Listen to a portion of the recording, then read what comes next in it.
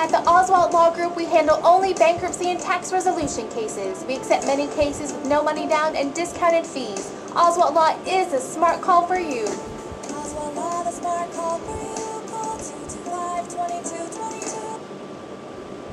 A prison inmate who took a civilian hostage recently is raising some serious questions.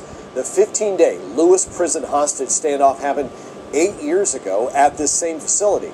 Now, changes were made to improve safety, but have they made a difference? CBS 5's Nicole Kreitz is asking the tough questions.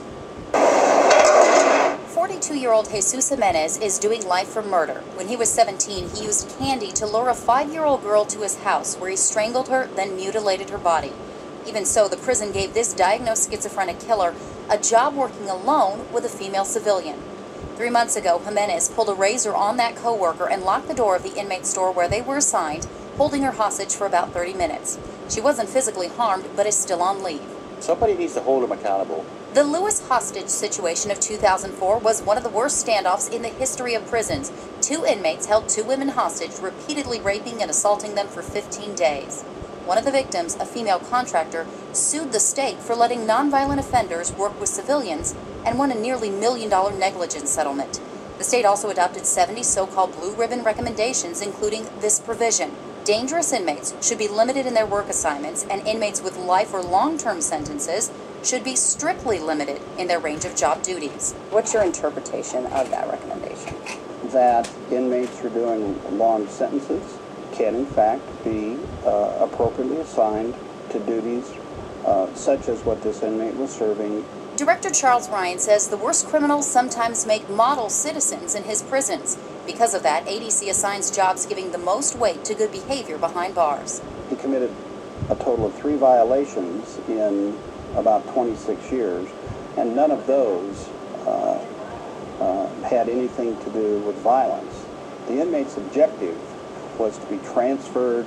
Former State Deputy Warden Carl Torsman says, forget the motive. You can't second-guess the intentions of a desperate man who's killed before. A lot of the recommendations that were made by the Blue Ribbon panel have been watered down to some degree to put lifers and other high-risk inmates into these jobs that were once excluded from that criteria.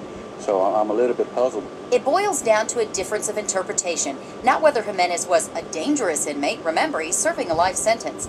Ryan says strictly limited to him just means no job assignments outside his prison walls. We have